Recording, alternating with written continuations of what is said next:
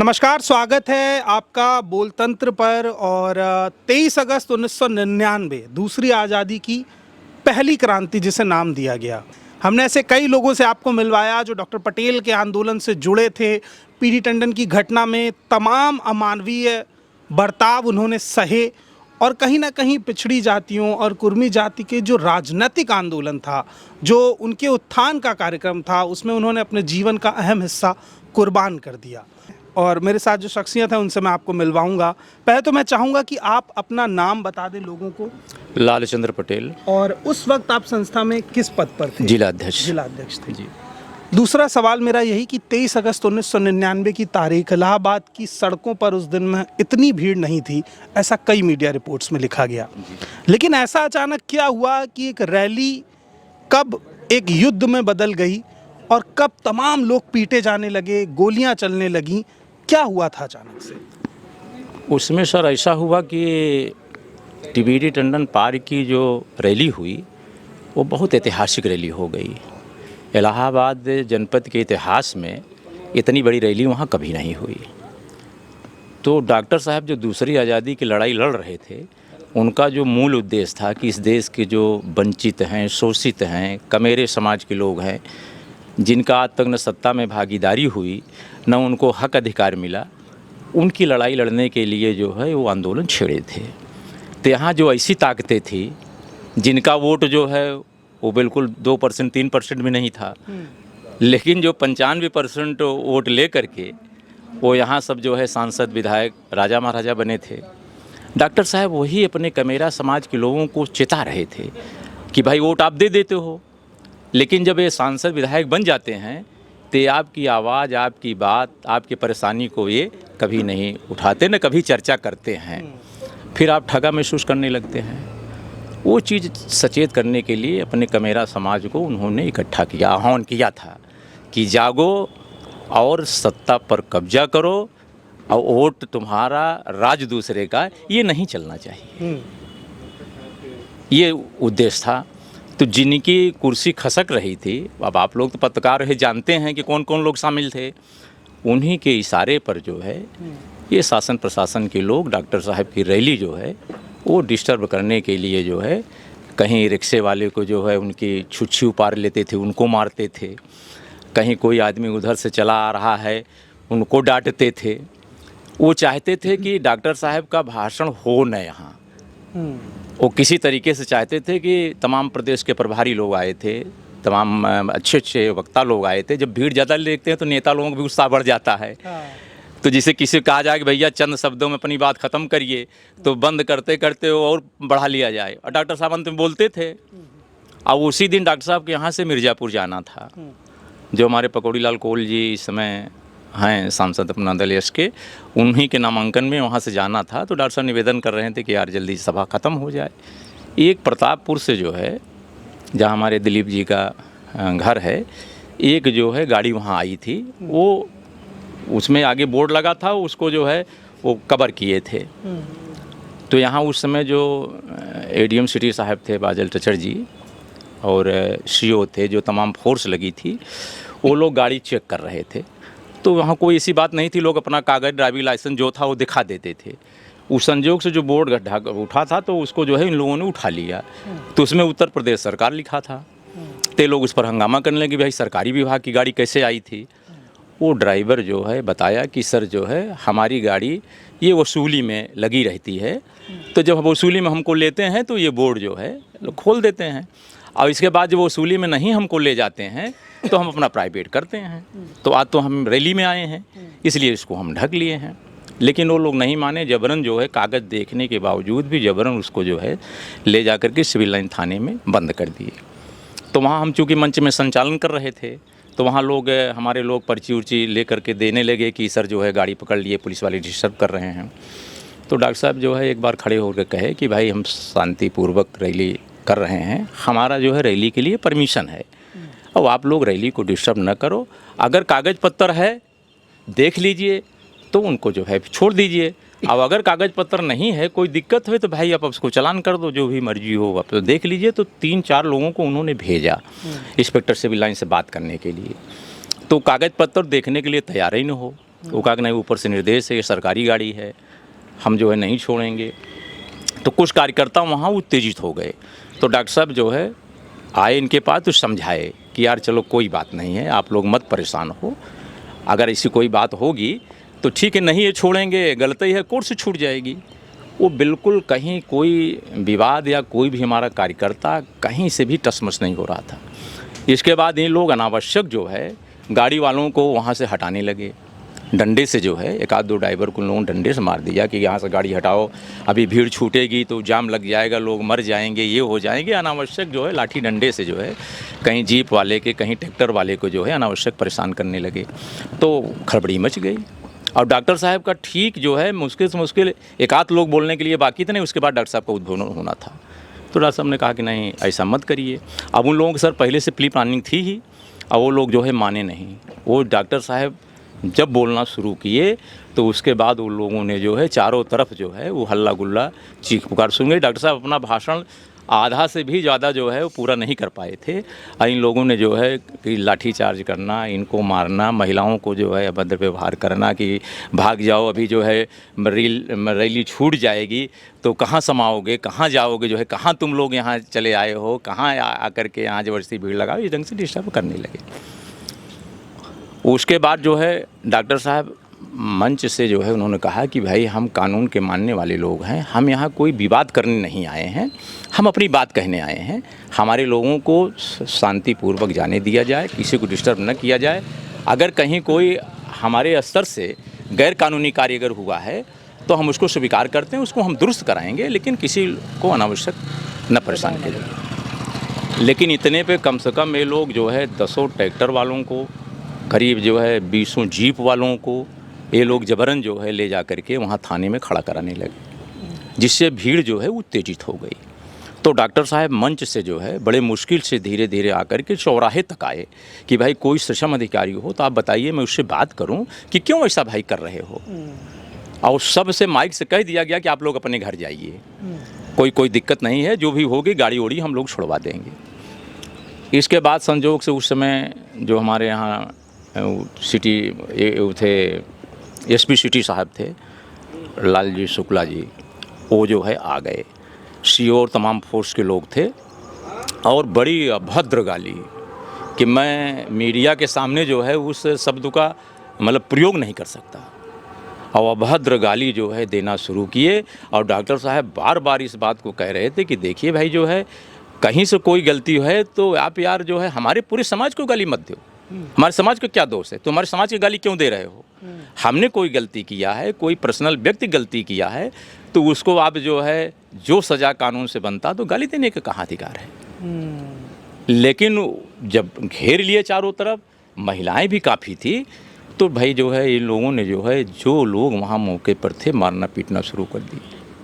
तो भीड़ इतना उत्तेजित थी कि 2-4 झापड़ जो है लालजी शुक्ला को भीड़ वालों ने भी मार दिया था। इसमें कोई मतलब दो राय नहीं। लेकिन डॉक्टर साहब जो है अगर न बचाते तो भीड़ लालजी शुक्ला को मार डालती। जितने जो है वहाँ इनके फोर्स के लोग थे, इंस्पेक्टर, जो भी लोग वहाँ एसआई, सिपाही, सब भाग निकले लालजी शुक्ला को छोड़ करके।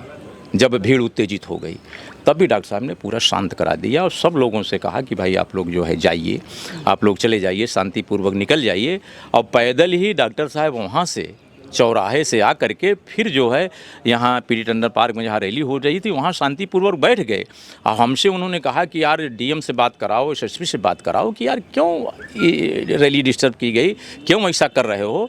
और हम लोग बात करके जो है मिर्ज़ापुर चलना है, चलेंगे। तो हमने जब डीएम से फ़ोन लगाया तो डीएम ने जो है एसएसपी से जो है बात कराया कि सर ऐसी कोई दिक्कत नहीं है, हम इसकी जांच कर लेंगे, हम लोग आ रहे हैं।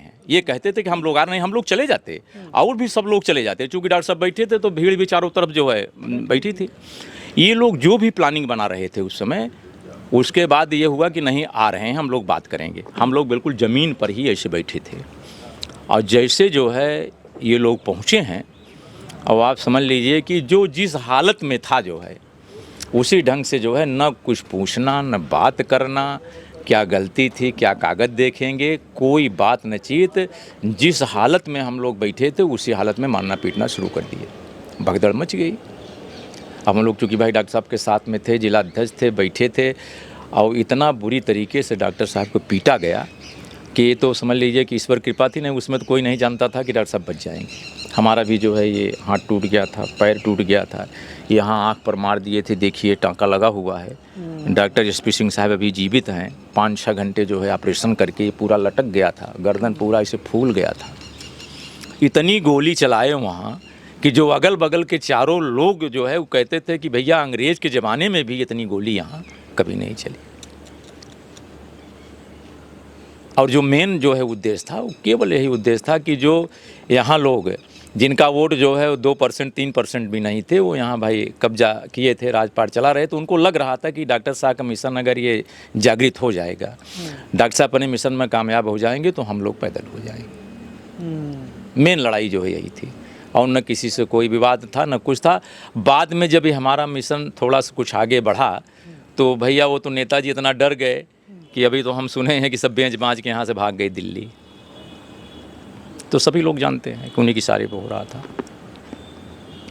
एक सवाल ये भी खड़ा होता है कि डॉक्टर सुनीलाल पटेल के नामांकन की रैली थी, उससे पहले भी वो बड़ी राजनीतिक रैलियां करते आ रहे थे, ऐसा नहीं था कि उनके जीवन के इतिहास की पहली रैली थी। इलाहाबाद की रैली में ऐसा क्या था कि उसको नाकाम करने के लिए पूरी सरकार लगी हुई थी? वो खास क्या होने वाला था? इनको जो है सर, हम लोगों को चूँकि बहुत भाई सत्ता में तो हम लोग थे नहीं, लेकिन जो कुछ हम लोगों के भी ओबीसी के एससी के जो अधिकारी कर्मचारी थे, वो लोग बाद में डॉक्टर साहब से मिल करके उनको ये बताए कि जो सर मीडिया रिपोर्ट आ रही थी, वो मीडिया रिपोर्ट यही आ रही थी कि डॉक्टर साहब का मिशन अगर ये कामयाब होगा, इनकी ऐसे प्रदेश में रैली होंगी, प्रदेश में इनका जो है ये भीड़ होगी, कामयाब हो जाएंगे तो हमारी सरकार जो है धराशायी हो जाएगी। मेन उद्देश्य यही था। टोटल लड़ाई राजनीतिक थी। जेल के भीतर जब आप लोग थाने के भीतर बेसिकली गए, सिविल लाइंस थाना, भीतर का क्या माहौल था? जिन लोगों को पुलिस ले करके गई है, मैं जानना चाह रहा हूँ कि उनको लेकर जाने, थाने में रखने, कोर्ट ले जाने, इस पूरे समय के दौरान किस किस तरीके की यातनाओं से गुजरना पड़ा है? अब आप ये समझ लीजिए कि जैसे जो है लोग गोदाम से गेहूं लादते हैं, मतलब इतना हम लोगों को मार दिए थे कि हम लोगों को जो है बिल्कुल होश हवास नहीं था। और हम लोगों के शरीर पर उस समय की फ़ोटो होगी, हमारे पास है कुछ अखबार की फ़ोटो, हम लोगों के जो है जो चड्ढी बनियान पहने तो वो भी फट गया था। अब कितना हम लोगों को जो है मारे थे कि मतलब जैसे ये लग ही नहीं रहा था कि जो है कि शरीर पर कहाँ डंडा पड़ रहा है। जैसे जो है लोग पल्लेदार लोग गेहूं का बोरा जो है गाड़ियों में लादते हैं, उस ढंग से 4-4, 5-5 पुलिस वाले पकड़ के हम लोगों को बिल्कुल मुर्दे के तरीके से सब ऐसे जो है जेल वाली वही गाड़ी मुल्जिम लाती है, उसी गाड़ी में इसे उठा करके हम लोगों को पटक दिया गया।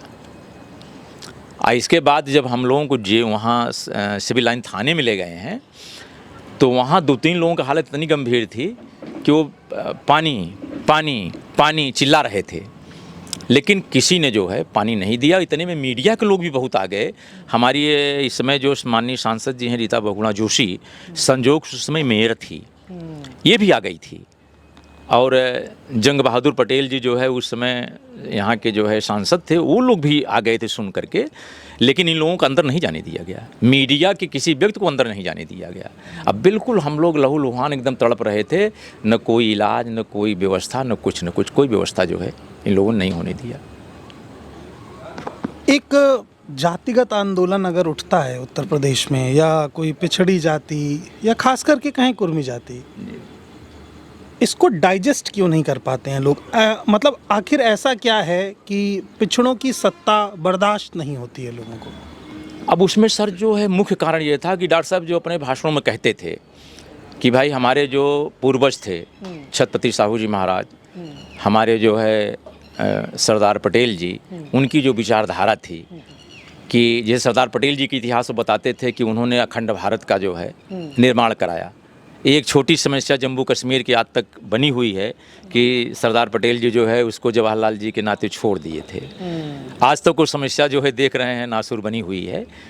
तो जितने लोग जो है राजनीति करने वाले थे वो जाति आधार पर जात पात की राजनीति नहीं करते थे, लेकिन वो फार्मूला बताते थे कि उत्तर प्रदेश में नहीं भारतवर्ष में ये कुर्मी समाज जो है सबसे अधिक संख्या में है। क्या प्रतिशत होगा आपके आधार पे? मैं जब अध्ययन करता हूं तो मुझे लगता है कि यूपी के भीतर 16.5% या 15% के आसपास यादव हैं ओबीसी में, और 14% के आसपास कुर्मी है। लेकिन कुर्मी आज तक अपना सीएम या डिप्टी सीएम नहीं बना पाया। जी जी जी जी, यही चीज़ तो डॉक्टर साहब कहते थे कि हमारी इतनी जो है संख्या होने के बावजूद भी हम एमएलए एमपी बना लेते हैं, उसी में बहादुरी बनाते हैं। लेकिन जो है हमारा वोट ले करके जो हमारा एमएलए एमपी जाता है तो हमारे जो है हक अधिकार के लिए एक शब्द बोलता नहीं। तो भाई ऐसे एमएलए एमपी बनाने से क्या फ़ायदा? वो तो कहना हमारा एक ही एमएलए बने, एक ही एमपी बने, लेकिन जो हमारे हक अधिकार की बात कह सके, इसलिए इकट्ठा हो, अपना हक अधिकार लो, बिना राजसत्ता के, बिना जो है सत्ता पर काबिज हुए। जब तक आप इस देश में अपना मुख्यमंत्री नहीं बनाओगे, अपना प्रधानमंत्री नहीं बनाओगे, आपको जो है हक अधिकार कभी नहीं मिलेगा। ये चीज़ों कहते थे। यही वो बात है जो मैं आपको लंबे समय से समझाने की कोशिश कर रहा हूं कि 23 अगस्त 1999 की जो घटना है वो सिर्फ डॉक्टर सोनेलाल पटेल पर हुआ हमला नहीं है। वो इस देश की 85% वो आबादी जो कहीं ना कहीं एक लंबे समय से शोषण का शिकार है, उसके अधिकार छीन लिए गए, उसे वंचित कर दिया गया। उसने जब पढ़ना चाहा तो उसको बराबरी पे बैठने का मौका नहीं मिला, जब आगे बढ़ना चाहा तो अवसर नहीं मिले। डॉक्टर पटेल का मानना यही था कि जो लोग लंबे समय से झुके हुए खड़े हैं उसे पहले सीधा किया जाए और फिर राजनीतिक मंचों पर लाया जाए, ताकि किसान जो खेत में हल चला रहा है वो देश के संसद की सत्ता भी चलाए। यही एक बड़ी वजह थी कि 1999 की घटना पे उन पे इस तरीके की यातनाएं दी गई। हमारी ये सीरीज़ सिर्फ डॉक्टर पटेल को याद करने के लिए नहीं है। इसका एक मुख्य उद्देश्य ये है कि वो तमाम विचारधाराएं जो कहीं ना कहीं उस तबके की बात करती हैं जो लंबे समय से शोषित है, वो एकजुट होकर एक साथ आकर के कहीं ना कहीं फिर से संघर्ष की आवाज़ को मजबूत करें। बाकी अपडेट्स के लिए बोलतंत्र को देखते रहिए, चैनल को सब्सक्राइब कीजिए और इस वीडियो को शेयर करके तमाम उन लोगों तक पहुंचाइए जो पिछड़े समाज से हैं, जो कुर्मी समाज से हैं, जो किसान हैं, जो मजदूर हैं, जो दूध के व्यापार से जुड़े हैं, क्योंकि ये सब मिलकर ही भारत को मजबूत बनाते हैं, अखंड भारत बनाते हैं। धन्यवाद।